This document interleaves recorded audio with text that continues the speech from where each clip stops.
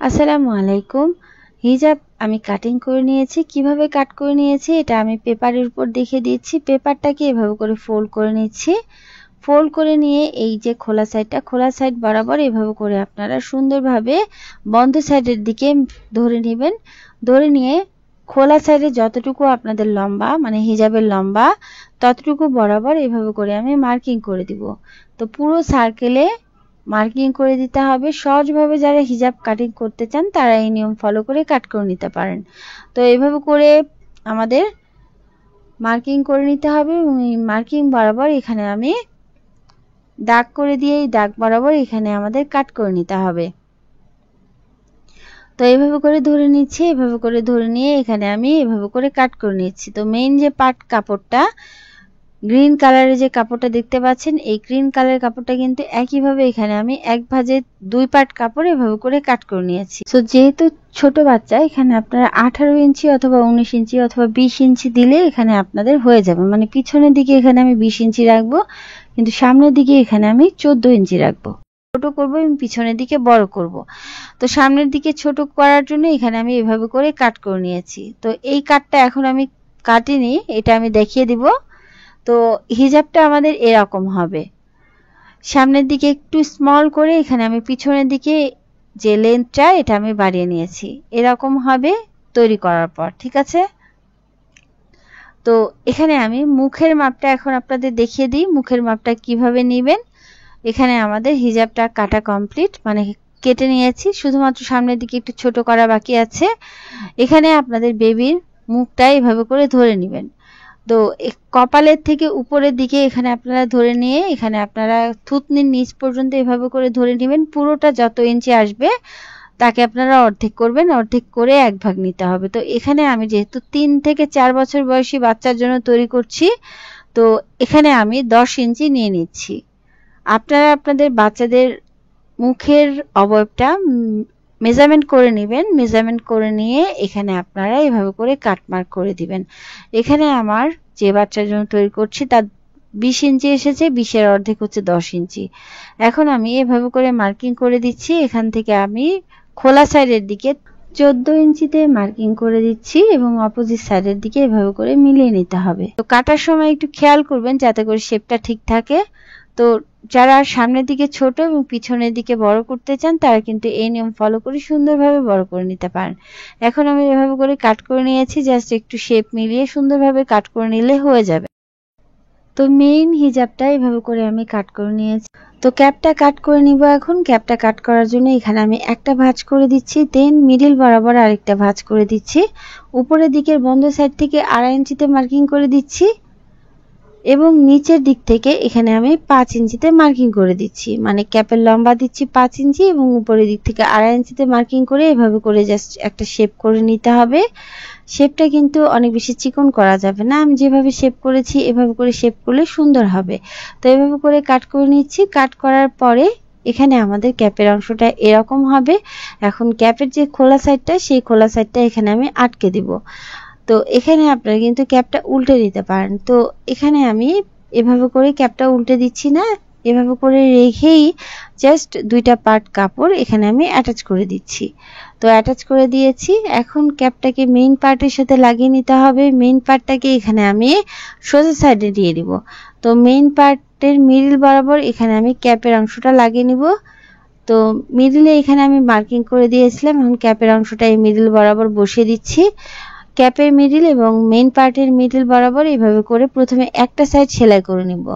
তো যে সেলাই যখন করছি এখানে কিন্তু আমি এক্সেস যে পার্টটা মানে হাতের বাম সাইডে এখানে আপনারা 1/2 ইঞ্চি বা 2 পয়েন্ট পরিমাণ কাপড় ধরে নেবেন, ঠিক আছে? তো এইভাবে করে ঘুরিয়ে নিচ্ছি। ঘুরিয়ে নিয়ে এখানে আমি মিডল বরাবর এসে অপোজিট যে সাইডটা সেই সাইডটা এইভাবে করে সুন্দরভাবে ধরে নিতে হবে এবং ধরে নিয়ে এখানে আপনারা 1/2 ইঞ্চি বা 2 পয়েন্ট পরিমাণ এভাবে করে কাপড় রেখে সেলাই করে নেবেন। তো আলহামদুলিল্লাহ এভাবে করে সেলাই করে নিয়েছি। সেলাই করার পর এখন আমি ক্যাপের উপর একটা চাপ সেলাই বসিয়ে দেব। তো ক্যাপের অংশটা এভাবে করে সুন্দরভাবে ধরে নিতে হবে এবং ধরে নিয়ে এভাবে করে আমি একটা চাপ সেলাই বসিয়ে দিচ্ছি।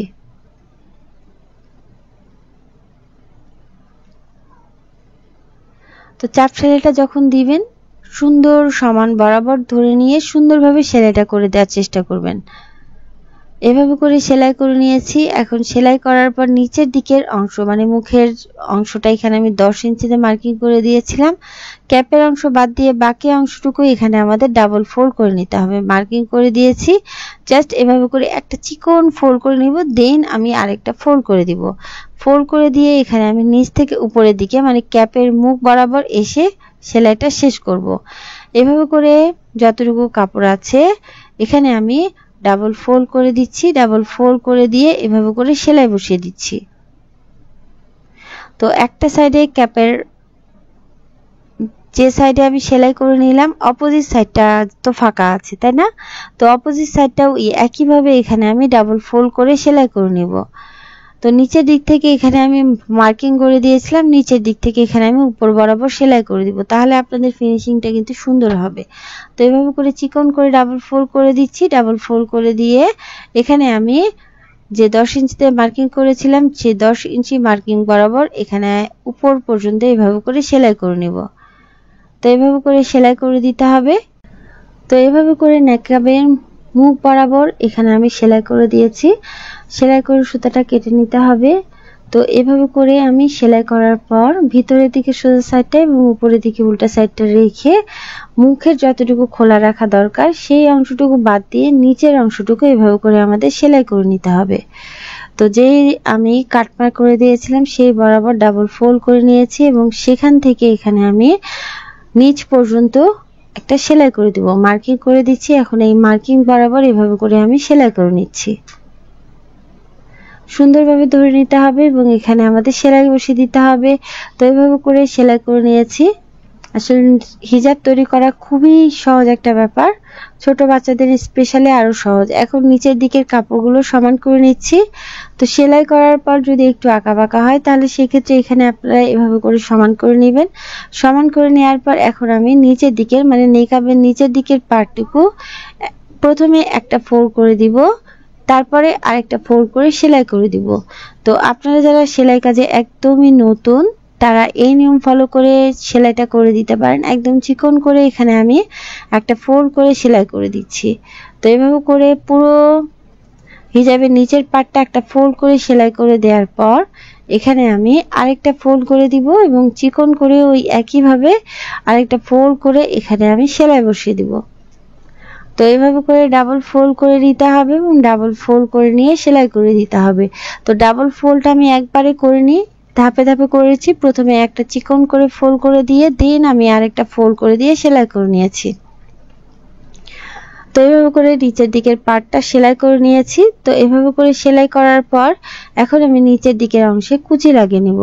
তো কুচি লাগানোর জন্য এখানে আমি কাপড় নিয়ে নিয়েছি। কাপড়টাকে এভাবে করে ফোল্ড করে দিচ্ছি।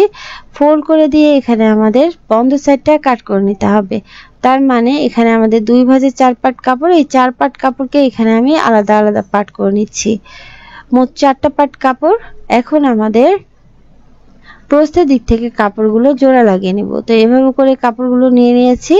জোড়া লাগানোর সময় যখন খেয়াল করবেন, এখানে আমি মেজারমেন্টটা একটু বলে দিচ্ছি। মেজারমেন্টটা হচ্ছে 23 ইঞ্চি লম্বা এবং এখানে আমাদের 5 ইঞ্চির মতো প্রস্থের দিকে কাপড়। এভাবে করে কাপড়ের 2টা পার্ট নিয়ে নিচ্ছি। 2টা পার্ট নিয়ে ভিতরের দিকে সোজা সাইডটা এবং উপরের দিকে উল্টা সাইডটা রেখে এখানে আমি সেলাই বসিয়ে দিচ্ছি।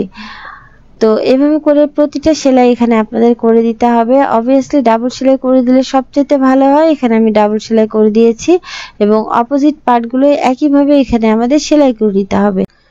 তো এভাবে করে প্রতিটা জোড়া এখানে আপনারা ভিতরের দিকে সোজা সাইডটা এবং উপরের দিকে উল্টা সাইডটা রেখে এভাবে করে সেলাই করে নেবেন। তো একটা সাইডে সেলাই করে নেওয়ার পর অপোজিট সাইডটা একইভাবে সেলাই করে নিয়েছি। সেলাই করার পর এখানে আমি উল্টো সাইড করে কাপড়ের 2টা সাইডের মুখ এভাবে করে ডাবল ফোল্ড করে বন্ধ করে দিব। তো এখানে আমি একটা সাইডে সেলাই করে দেখাচ্ছি, এখানে আপনাদের কিন্তু অপোজিট সাইডটা একইভাবে সেলাই করে নিতে হবে। তো চিকন করে এখানে আমি ডাবল ফোল্ড করে সেলাই করে নিয়েছি। এখন আমাদের সেলাই করার পর এখানে আমাদের এসেছে 3.5 ইঞ্চি। 3.5 ইঞ্চি এভাবে করে অর্ধেক করে নিচ্ছি। তো এভাবে করে অর্ধেক করে নিয়ে মার্কিংগুলো করে দিয়ে এখানে আমাদের লাইনগুলো করে নিতে হবে। লাইনটা করে দিলে খুবই সুবিধা হবে যখন আপনারা সেলাই করবেন, মানে কুচিগুলো করে নেবেন, তখন কিন্তু মিডল বরাবর এভাবে করে কুচিগুলো করে নিতে হবে। তো প্রতিটা কুচি এখানে আপনাদের মিডল বরাবর এখানে আমাদের করে নিতে হবে। তো পুরো কাপড়টা এভাবে করে, মানে জোড়া দিয়ে যে নিয়েছি পুরো কাপড়টা এভাবে করে হাতের সাহায্যে এখানে আমি মিডল বরাবর এভাবে করে ধরে কুচি করে নিচ্ছি। কুচিগুলো এভাবে করে নিতে হবে। করে নেওয়ার পর এখানে আপনারা মেন পার্টের সাথে লাগিয়ে নেবেন। তো এভাবে করে আমি কুচিগুলো করে নিয়েছি এবং কুচিগুলো এখানে আপনাদের খেয়াল করতে হবে যাতে করে নিচের দিকে হিজাবের ঘেরের সাথে সমান হয়। তো আলহামদুলিল্লাহ এভাবে করে আমি সুন্দরভাবে কুচিগুলো করার পর মেইন পার্টটাকে এখানে আমি সোজা সাইডে রাখছি এবং কুচির পার্টটাকে উল্টা সাইডে রেখে মিডল বরাবর মেইন পার্টের ধার বরাবর বসিয়ে এভাবে করে সেলাই করে আটকে দিতে হবে। তো এভাবে করে সেলাই করে আটকে দিচ্ছি। তো একদম মিডল বরাবর ধরে সুন্দরভাবে সেলাই করে নিচ্ছি। এভাবে করে যখন আপনারা কুচিগুলো লাগাবেন তখন দেখবেন কুচির লুকটা জাস্ট অসাম আসবে, কারণ এই কাপড়টা হচ্ছে একটু শার্টিং টাইপের কাপড়, সিল্ক কাপড় যেটাকে বলে। তো এভাবে করে যখন আপনারা সেলাই করবেন তখন আপনাদের হিজাবের লুকটা কিন্তু একদম চেঞ্জিং লাগবে, খুবই সুন্দর লাগবে। তো আলহামদুলিল্লাহ এভাবে করে আমি হিজাবের কুচিটা করে দিয়েছি এবং তৈরি করার পর দেখেন এর লুকটা জাস্ট অসাম, খুবই সুন্দর লাগছে। এখানে আপনারা 2 বছর বয়সী বাচ্চা, 3 বছর বয়সী বাচ্চা, 4 বছর বয়সী বাচ্চা এই হিজাবটা সচ্ছলভাবে সুন্দরভাবে পরে নিতে পারবেন। আল্লাহ আমাদের সবাইকে ভালো রাখুন।